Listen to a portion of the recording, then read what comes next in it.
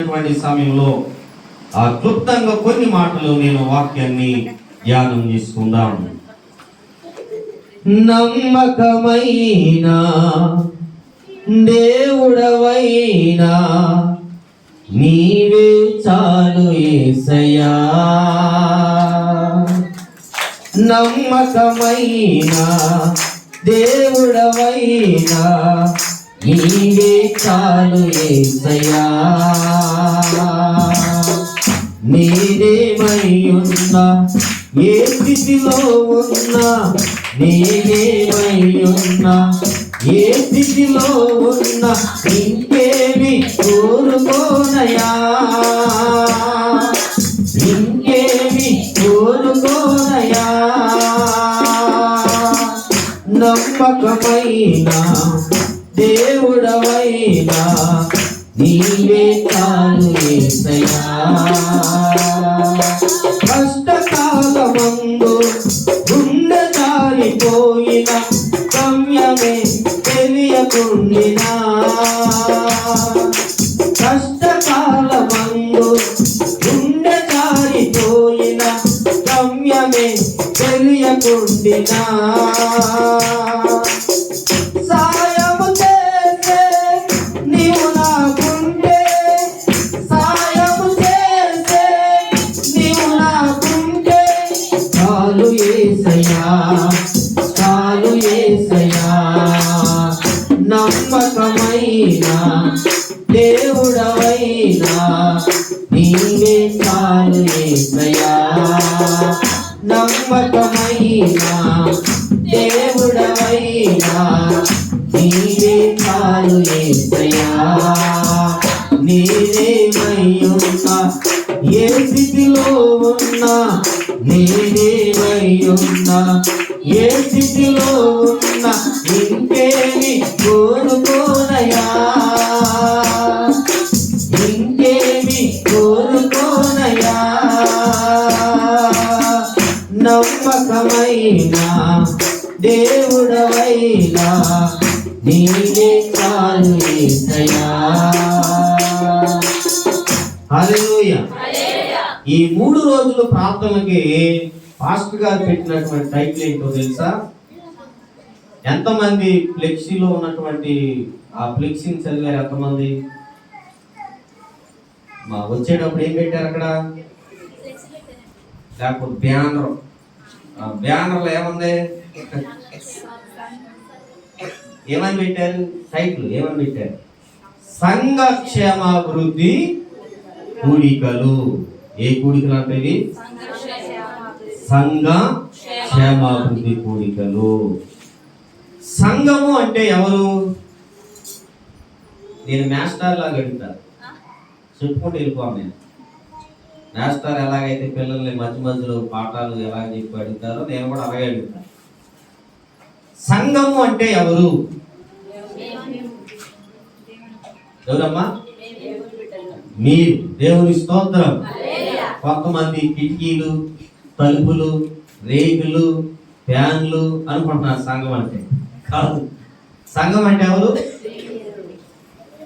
ఒక్కరు గాని, ఇద్దరు గాని, ముగ్గురు గాని ఉన్న వారిని ఏమంటారు అంటే సంఘము అంటారు. వివాహము కాకుండా ఒక్కరే ఉన్నారనుకోండి బ్యాచులర్ అంటారు. మరి కుటుంబం అని ఎవరిని అంటారు? భర్త, భార్య, పిల్లలను కలిపి ఏమంటారు? కుటుంబము.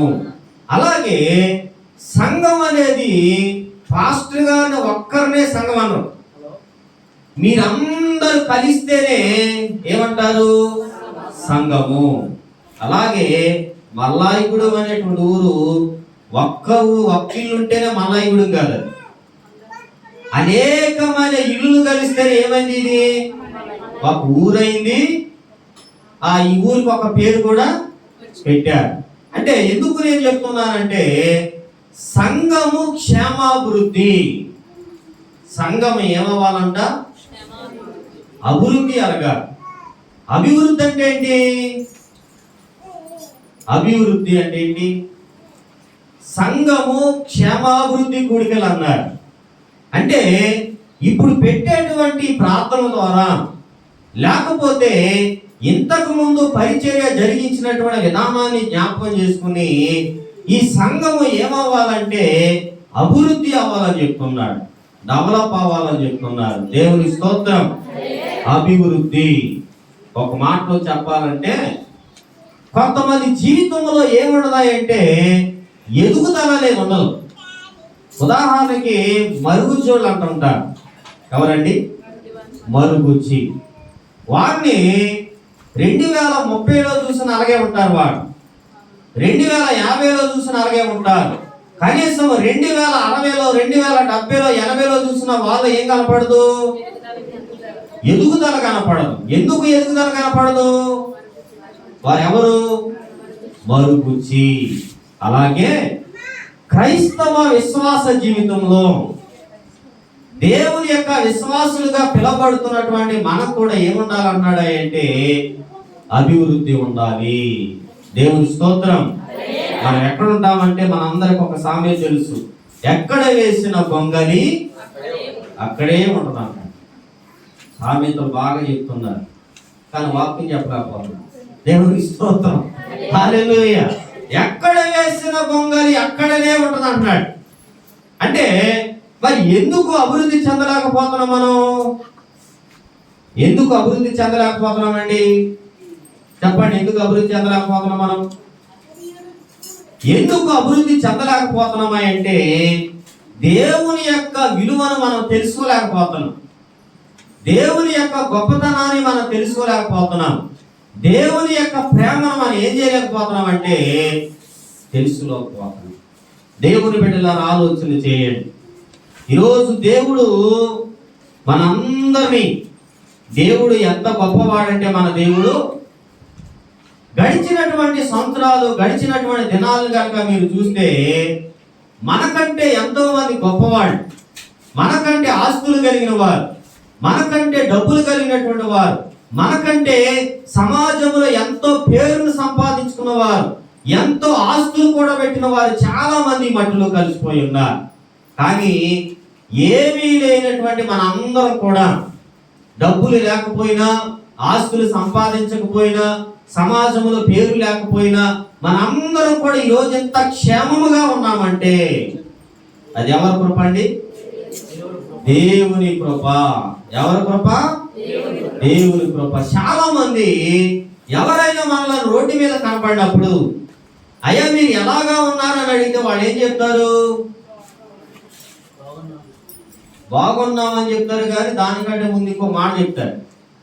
ఏంటంటే దేవుని కృపను బట్టి మేము బాగానే ఉన్నాము అంటారు.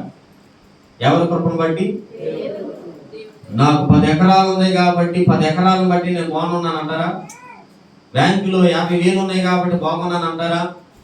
అంటే ఎంత ఆస్తులున్నా, ఎంత డబ్బులున్నా కూడా ఏమంటారా అంటే దేవుని కృపను బట్టి మేము బాగానే ఉన్నాము.